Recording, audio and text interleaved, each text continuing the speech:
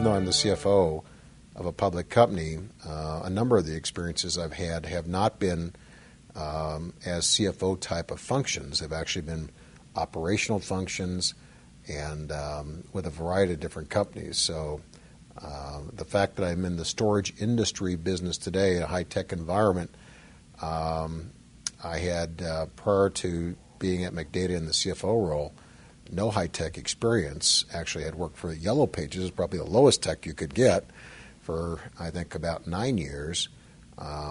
But many of the skills that I learned throughout all of my experiences helped me be ready for a leadership role in this particular opportunity when it presented itself. And I've grown in this role in a public company environment, and I guess the kind of the key common denominator is ability to learn and adaptability. And I think when I look back over my 30 years and all my various experiences, I think that would be one of the keys to, I guess, how I got to where I am today.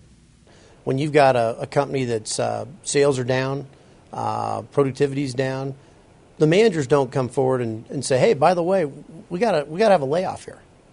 You know, they're looking for you to lead them.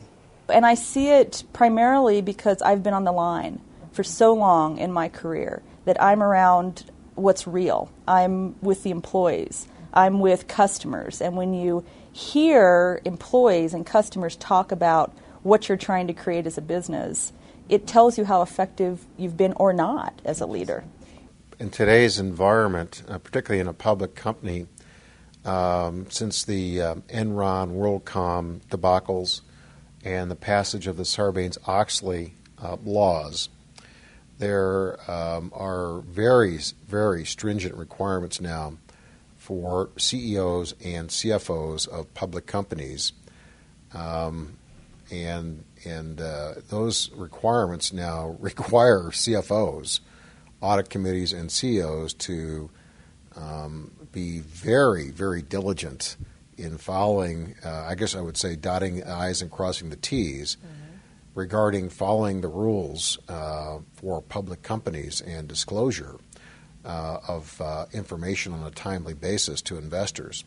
And so as a result of that environment, as a CFO, I now have to actually wear a fiduciary hat for investors, and in many cases I have to actually challenge the rest of the management team, including the CEO, if I believe there are potential issues that I would have a different view on if I were an investor, and what needs to be disclosed on what time.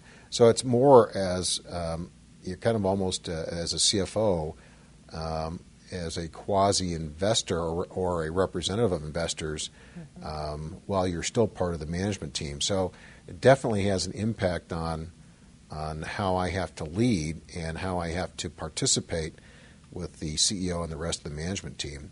I think most business schools graduate great business managers.